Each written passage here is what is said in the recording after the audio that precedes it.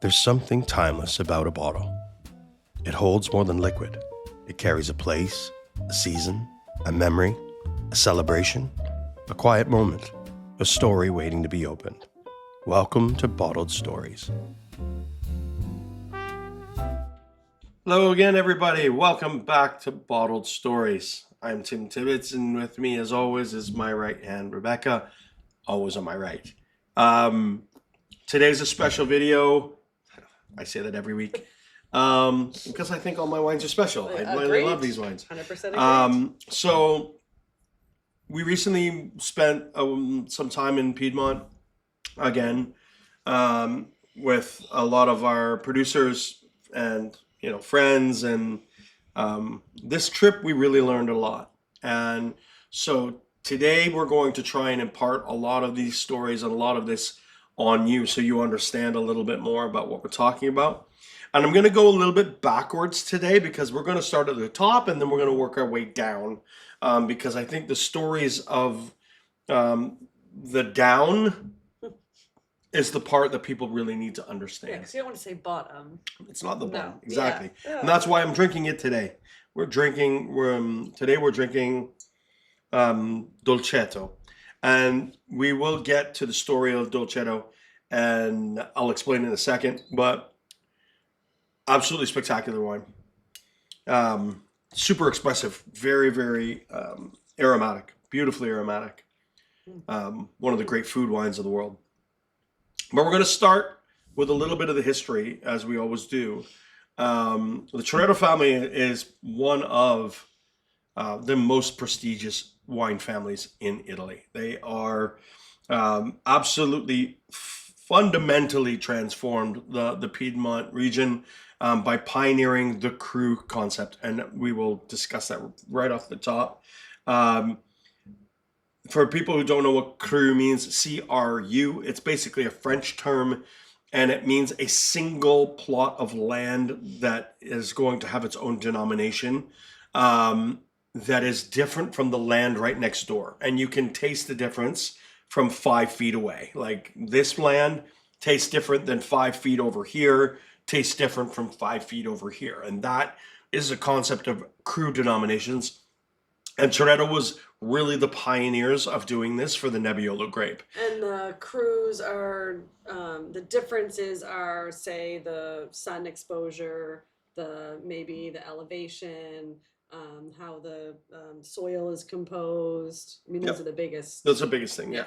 Soil type, elevation, the aspect, and obviously microclimate as well, if there's microclimates, depending on where you are in the world. So anyway, these guys are the cru pioneers. They were the first ones who really started bottling individual specific things. And they've gone so far that they actually produce the single vineyard wines in different places. So all of the single cru Barolos, this one, for example, from Busia, all of these wines are produced in a facility that's at the top of Bricoroche in Castiglione di Felero.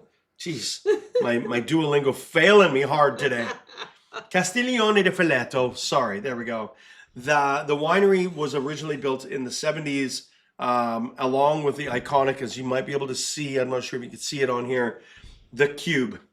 So it is a huge glass cube that is above the winery cellar, and in the floor, it has all of the different communes of Barolo that are stamped in concrete, facing with an arrow exactly where it is from looking out over the valley from the top of the hill. And the view from there. It's extraordinary. Yeah. I mean, on most days, you might have a little bit of fog problems, but when the weather's clear, you can literally see pretty much every commune and almost every single vineyard site that they own across all of the Barolo region. And the Alps, if you're lucky. And the Alps on a good sunny day, absolutely.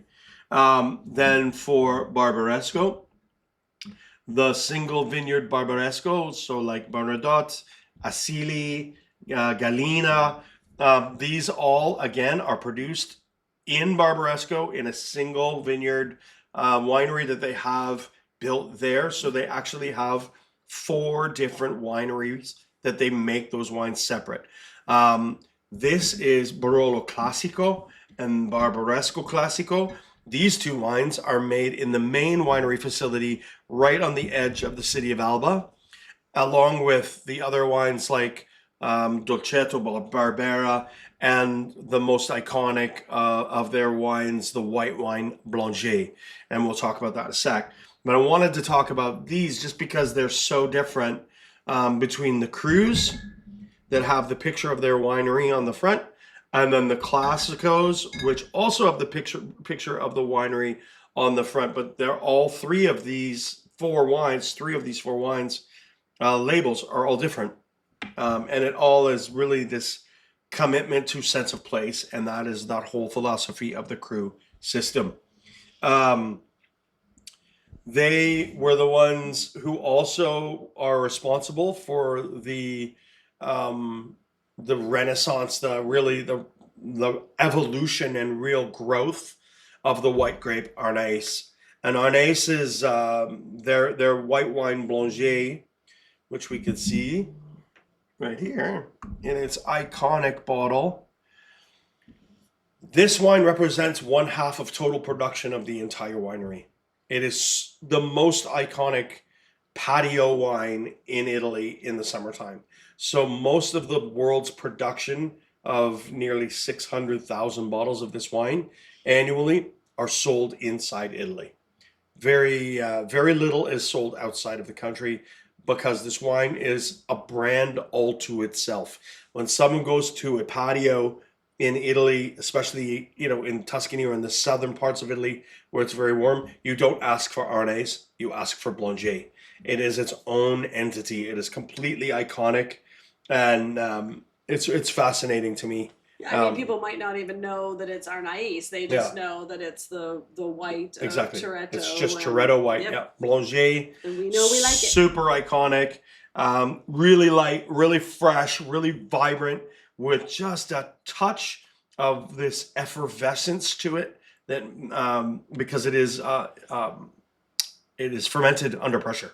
So they keep it in a pressurized tank. So the first half of the fermentation is done in an open tank without pressure, and then the second half of fermentation, they close the lid and they put it under pressure, and it has these insanely fine bubbles. Almost, you can't really even see them. Adding to the freshness. You just feel them on your tongue, and really adds to the freshness. Absolutely spectacular.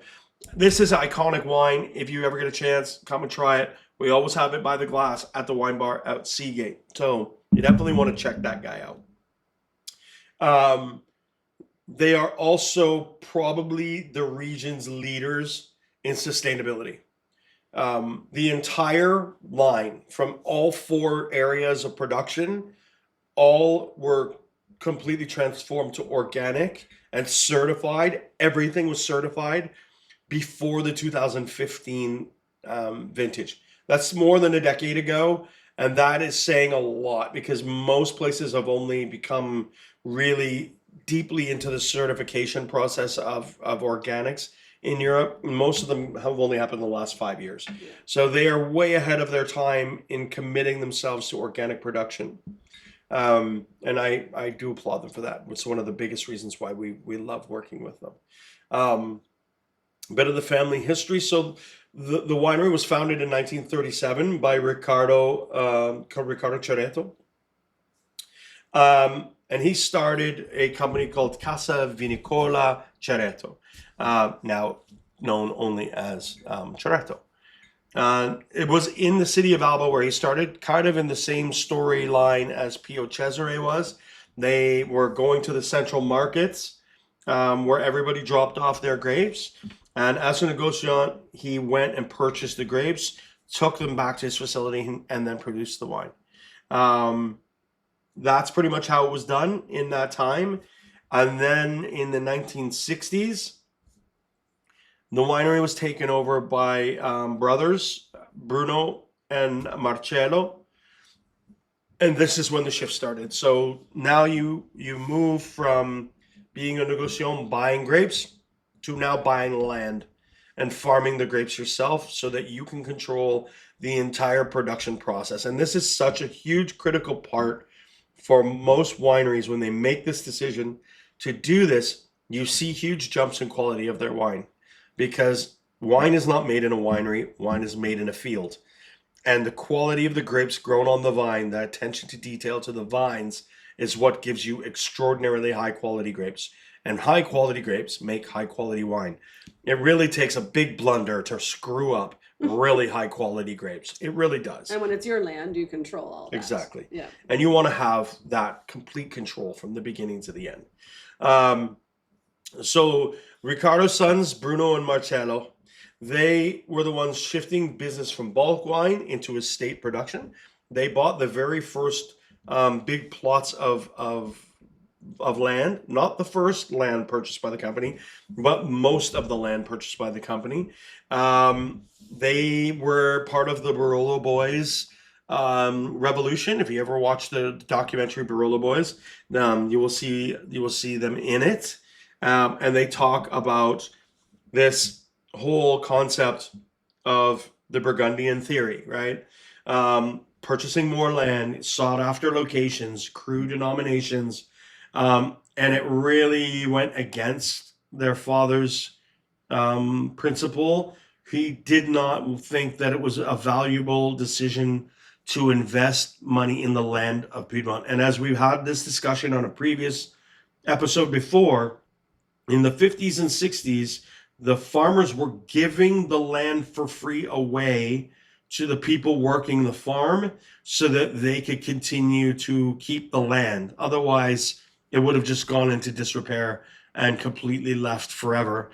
And it was guys like Bruno and Marcello and you know the guys from Pio Cesare and you know even Elio Altare and all of these other guys really focusing on high quality. So they go to purchasing land, and it saved so many of these vineyards from being turned into something else or being sold off to foreign investment for whatever reason.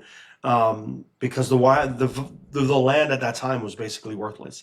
Now these lands are worth 4 to 6 million euro per hectare. So great forward thinking, amazing thoughtfulness to really focus the company's investment in its own land. Now the modern generation, which really have, I mean, they are a whirlwind of enterprise. Like they are so important to this region, not just for wine. They have the most important restaurant probably in Italy. It is currently the highest rated restaurant in Italy, Piazza Duomo. They only 3-star Michelin in Alba. They also have an extraordinary trattoria downstairs, La Piola. And we were incredibly fortunate and truly blessed to be able to sample the menu of the new restaurant, which is opening in like, a little more than a week from now. So we are filming this on May the 5th. It probably opens I think the 10th or the 12th, I think they're opening. We missed it by like a week. And the food, I guarantee you, absolutely extraordinary. We got an opportunity to sit and enjoy most of the menu before the restaurant actually opens. And the restaurant is called Le Brunate. And it's called Le Brunate because it is actually built right at the top of the hill of Brunate, one of the great vineyards in Lamora. And also really important because it's across the street from the Ceretto Chapel. And the Barolo Chapel is visited by more than 500,000 people every year as a pilgrimage place.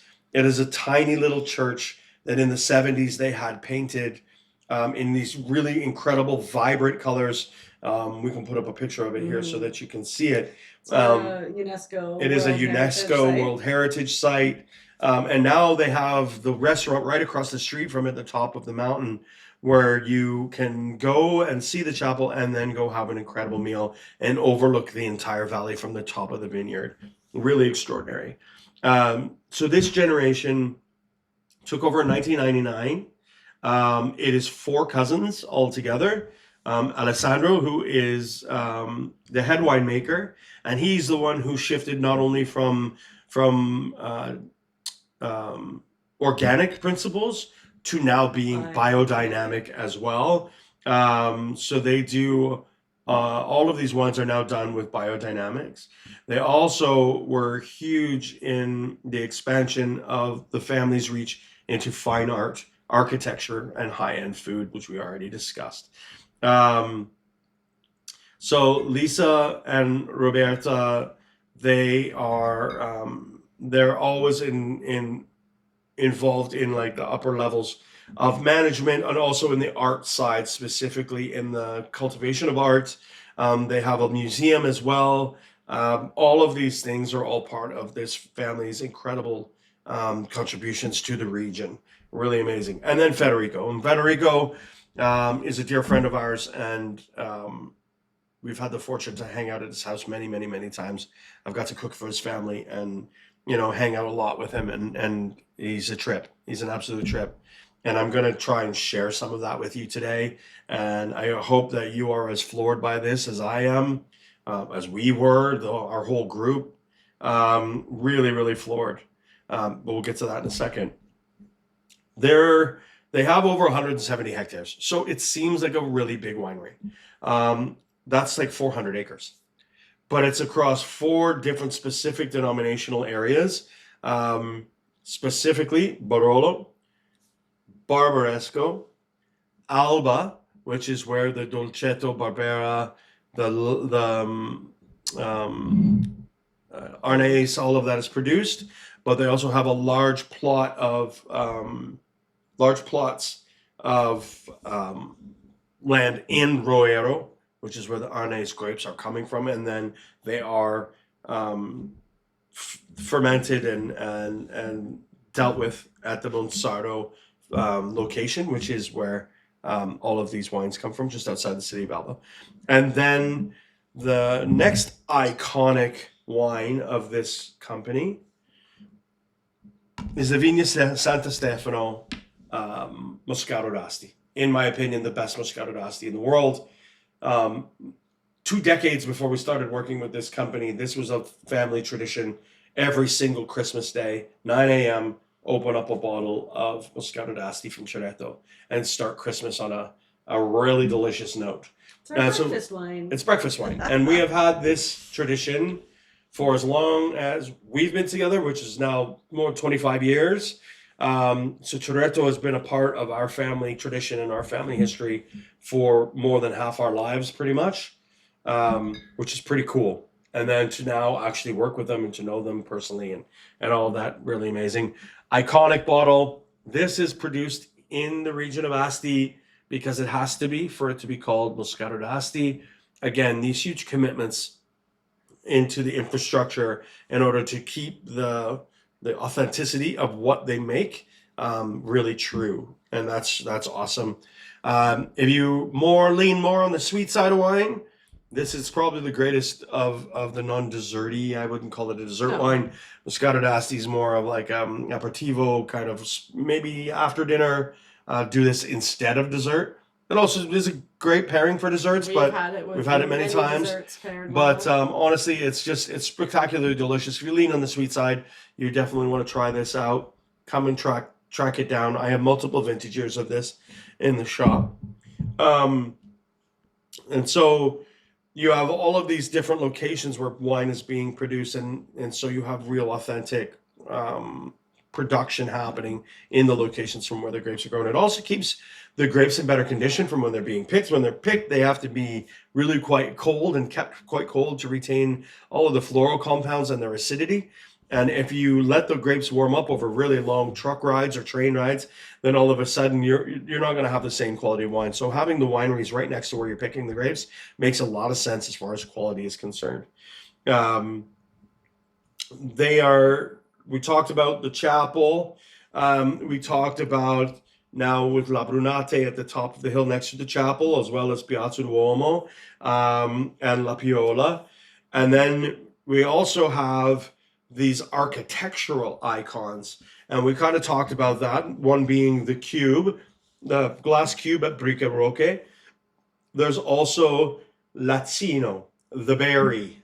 It's a dome, like a transparent bubble at the main winery. where you can walk out through a large tunnel and you come out inside this big round dome. We can show you a picture of it here. I took a really cool video of that and the surrounding vineyards. So we'll give you a shot of checking that out right here. The bubble is super iconic. I mean, it's such, everybody knows it. When you show the bubble, everybody knows you're talking about Ceretto. Yep. What people don't know about Ceretto, two things. Number one, they're one of the larger importers of super high quality wines into Italy from other regions. They have a whole collection called the Terroirs collection, and they deal with some of the same families that we do. The Canol family and FX Pichler from Austria. We also do those here, but they are the distributors for Italy for them, along with many other things, Burgundian producers, Champagne, lots of other things, high quality producers, kind of in the same vein that Seagate is, but they are doing it for Italy. And then the other one is hazelnuts. And they grow an enormous amount of hazelnuts on the property, as well as most of the food for all of their restaurants on their farm. But they have a product called Langhe. And Langhe is a classic heritage technique of making both nougat, tarone, and chocolates, all based off of the hazelnuts. And that represents about 25% of the total revenue of this company. And so being that thoughtful to expand and be good at everything, it's don't expand and do everything kind of half-assed. Expand and do everything at the same level of high quality that you expected from your top quality wines, and you're going to do really well. And the hazelnuts in that area are an enormous part of the agriculture there. Yeah. And a lot of the vineyards are sort of side by side with the hazelnut trees. Yeah. So for those of you who don't know, hazelnuts in this region are a big thing because the Ferrero factory is in Alba, about 3.5 minutes drive. Or the Ferrero is there because of the hazelnuts. Right. So 3.5 minutes drive from Ceretto is the factory of Ferrero, and it employs 6,000. More than I think was more than that, like almost 7,000 or 8,000 people in a city of 40,000 people. So it's most of the people of the region work in this factory. Yeah. And this was also, we had this conversation talking about why it was so important for Nebbiolo to be being grown in this region, because it brought people back to winemaking and back to farming because there was money involved in it. Because part of the people leaving the farms, most were going in the 50s, they were going to Torino to work for Fiat. But in the 60s, only 7 years later, the Ferrero factory opened, and that cleaned out most of the farms because they had so many people go to work at the factory where they could get a steady paycheck.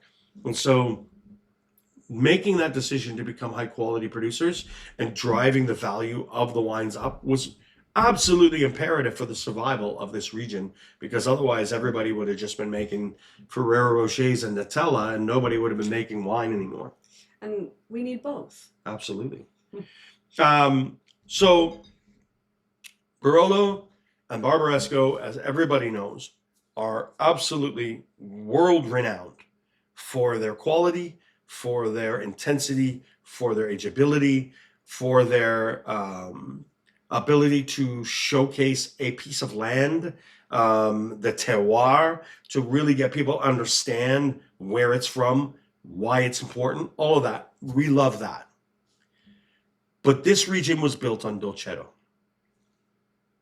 All of this area was basically, built on the back of Dolcetto. And in the 50s and 60s, Dolcetto was more than 50 liters per person per capita consumption per year.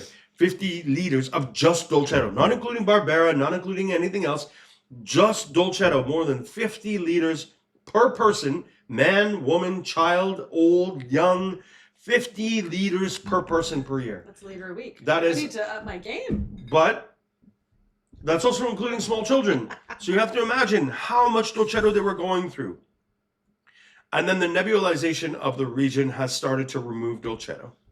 And we were so blessed and so fortunate and completely uninvited, unexpected. We didn't know it was going to happen.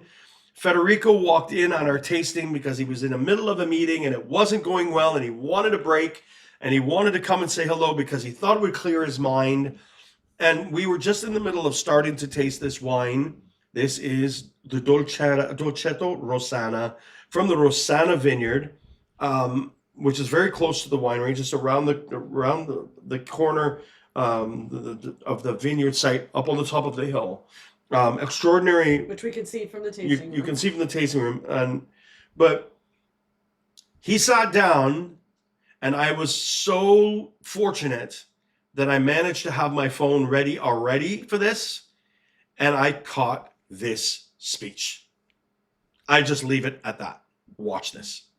You have to imagine that Dolcetto from almost the Liguria coast, the Mediterranean coast, all the way to the Alps. So we're talking about a huge land in Piedmont. The entire land of Piedmont was mostly planted with Dolcetto for generations, 10, 15 generations. So this was the grape of the growers, of the farmers. So in our mind, Dolcetto is the house wine, is the table wine, is the everyday wine, is the wine when, in Europe, the consumption of wine per capita was huge. It was another world. The nebulization of our viticulture has been strong. The success of Barolo and Barbaresco created this situation where we now have two wines, top world-class wines, Barolo and Barbaresco, and then we continue to produce our regional wines. In fact, the appellation Dolcetto Alba, Barbera d'Alba, Nebbiolo d'Alba, it's because Alba, the town of Alba, was nothing else than like in Burgundy, in Bonn, where you have the négociants, the wine merchants. So all the grape comes to Alba, and all the wine producer or wine bottlers, they were buying grape to produce the regional wines. Arnais, the white wine, arrived in the 70s, so 100 years later.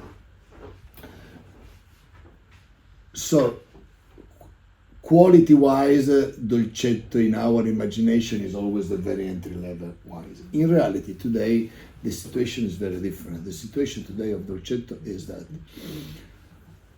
the top producer, for many reasons, but especially because this wine represents our heritage, we all saved one or two great historical vineyards of Dolcetto, because it's really something that for all of us remind you your grandfather, remind you the stories you always heard in the family, and also remind you the farming culture we have, because not every hill, not every piece of land is good for the same grapes. So that is the perfect soil for Dolcetto. That is the perfect exposure. That is the perfect ventilation. There are many farming reasons why a great vineyard of Dolcetto should be up. That on top of that, the vineyard you see there, those are all great vineyards of Dolcetto, because that is the village of Diano, that historically is the cru wines of Dolcetto for Alba. Rossana is, this vineyard is literally next to it. No? Today, this is the situation. The old Dolcetto style, the bulk wine, the family wine, doesn't exist anymore. And I also think that the consumer for those wines, they don't exist anymore. It's a lovely, wonderful American movie story that we all go in the countryside, we meet the farmer prepare a beautiful picnic for us on the ground, and we drink his homemade wine. Those things, they don't happen. They simply don't exist anymore. No? Okay, perfect. It's a dream. But with Dolcetto, but Dolcetto still stay in the range of the first wine to drink. Right, consumer wine. Consumer wine. Perfect, grazie. the beauty today is this one. If you make the list of all the great producers, Ceretto, Gaia, Pio Cesare, Roberto Voerzio, Bruno Giacosa, Mascarello, Conterno, all of us, literally all of us, we all have at least one Dolcetto wine. So today I always think of this. If I am a wine professional, there is no other appellation in the world, including Burgundy, where you have the full lineup of the top producers that everybody knows for their Grand Cru Barolo and Barbaresco, or Grand Cru Pinot Noir, or Grand Cru Champagne, that they also have the friendly, consumer-wise red wine, Accessible, right. but with the same Langhe DNA, so the same heritage, the same little tannin expression, the same little acidity expression. So Dolcetto is really it's a super real heritage Langhe wine with a price, but most of it, because if the price is not enough, with the name of the label of the most important producers that everybody dream of. I would love to drink a bottle of La Tâche every day, but if I also have the alternative to drink a Dolcetto from the same guy that produce Bricco Rocche, or the same guy that produces Sori San Lorenzo or Red Label Giacosa, and at the same time I can have by the glass or by for the pairing the same producer, the same heritage, the same style of wine. Of course, the complexity and the terroir expression of Nebbiolo is different, but you are really drinking a piece, and you're drinking their home vineyards, their family vineyards, because nobody today buy grape of Dolcetto anymore. Everybody saved the little grandfather vineyard. Bruna Giacosa will die tomorrow instead of planting the vineyard of Dolcetto of Bruno, her father, Bruno Giacosa, that produced always Dolcetto. My family, we will never touch the Rossana vineyard because it's the first vineyard that my grandfather bought. And for him was the dream of the dream to put the Dolcetto there. The problem is that we expect that now you start, when we talk to you, the thing is this, I mean, from the producer sometimes it's funny, but it took me a while to think. We want you to be super special connoisseur of the terroir expression between the sand of La Morra and the clay of Serralunga, and to understand that the allocation are limited and you have to wait and then you have to be so we want you to be super mega hyper specific today. But tomorrow we want you to drink 6 liters of Dolcetto per meal with your friends and getting drunk and work and go in the vineyard and work for 10 hours as a 100 years ago farmer. Right. The two thing, one of the two picture To choose is not this anymore. So like, please be lucky if I give you 2 bottles of Bricco Rocche 2016. But tomorrow you have to drink 3 cases of Dolcetto Deal. every weekend. Right. So I think this is the real picture of Dolcetto now. And Barbera is the next one. Barbera from Asti will be the next one. The project they did with the Nizza is in the same direction. They identify the historical vineyards of Barbera and they move the appellation a little bit higher. That right there is the most incredibly unscripted diatribe of why these wines are so important. Yes, I want you to know these wines and be able to decipher the small soil type variations in the wine from Bricco Rocche to Busia, but then I want you to go home and drink 6 liters of Dolcetto and go work in the field the next day for 10 hours. Dolcetto is the spine of Piedmont. It's also, like he said, The only place in the world where the greatest producers offer you an entry level. Yeah. You cannot buy entry level Domaine Romane Conti.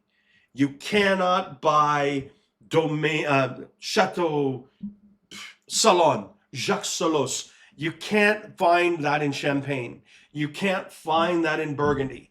It's almost impossible to find it at this level, even in Bordeaux, where they're making second and third wines. That makes Piedmont special. Barolo, Barbaresco, yeah, they're incredible. Try the lesser wines. If nothing more, just to make Federico happy.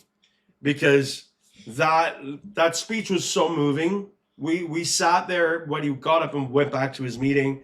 We all sat there and looked at each other like, what the hell was that? And thank God I got that on camera. Absolutely incredible moment. And just to take it a little bit further, I'm going to show you something else here. This is our friend Mattia. Mattia was originally the export sales director for our region, and he's been to our restaurant, and he's been here to the Bahamas. We've known him for a very long time now. Now he's kind of in charge of the entire world, so he doesn't really come that often. We do have a member of the Ceretto team, Andrea, will be here next week, but by the time this airs, he probably will have already been and gone. But Ceretto is always around in the Bahamas because for us, it's an important wine family. It's something we want people to really get their heads around. And if nothing else, it's because of that speech by Federico, because that stuff, it really explains it all. So here's Mattia talking about Dolcetto, Nebbiolo, and Barbera, and its importance to the region as the original grapes of the region. Dolcetto, la Barbera, il Nebbiolo li abbiamo decisi di accomunare anche a livello grafico, hanno la stessa etichetta per un motivo molto semplice, sono 3 vini che raccontano del territorio in maniera molto specifica e molto basata sulla varietà, sull'uva. Il Dolcetto è un vino storico per la famiglia Ceretto perché il primo dei Ceretto, Riccardo, ha iniziato facendo prevalentemente Dolcetto e il nostro vino si chiama Rossana perché la vigna che abbiamo, una delle più importanti, è la collina della Rossana, che è una collina appena fuori alba, che è il top del top per un produttore di Dolcetto. La Barbera, che qui viene fatta appunto, diventa una Barbera d'alba, vitigno tipico della zona ed è un vino quotidiano, quindi il piemontese ha sempre bevuto il Dolcetto e la Barbera. Quelli sono i 2 vini della tradizione, della quotidianità, della famiglia. Il Nebbiolo d'Alba è invece un po' il principe perché è un vitigno che arriva dopo, sicuramente il Dolcetto e la Barbera, è un vitigno che poi è iniziato a essere sfruttato in maniera importante e diventando famoso col Barolo e il Barbaresco. Quindi il Nebbiolo d'Alba io lo considero un po' il principe perché è un vino con caratteristiche un pochino più gestibili, più approcciabili, mantenendo il DNA del Nebbiolo. So I hope you guys really enjoyed this episode, and I hope you enjoyed our friends Federico and Mattia and learning something more about why the lesser grapes of this region are really, really important and not just the super high-end wines. These are amazing. And if you have the opportunity and you have the money, please do try them. We're doing a dinner upcoming where we actually have 3 different single vineyard Barolos side by side for one single course. So you can taste them side by side. Again, by the time this airs, that dinner will have already happened. But we will do it again in the future. And if you ever wanted to do that, you can do that in the wine shop. That's no problem. We do tastings like that all the time. If you really want to get in and do a deep dive, come to Seagate, come to the wine shop, hang out in the wine bar, and let's do a tasting. We'll walk through all of them. But until then, I really hope you guys enjoyed this one. I know I did. A special thanks to Federico Ceretto and Mattia Pagliasso. Thank you guys very much for your time. We love you guys so much, and we'll see you again soon when we come back and unbottle another story. Cheers.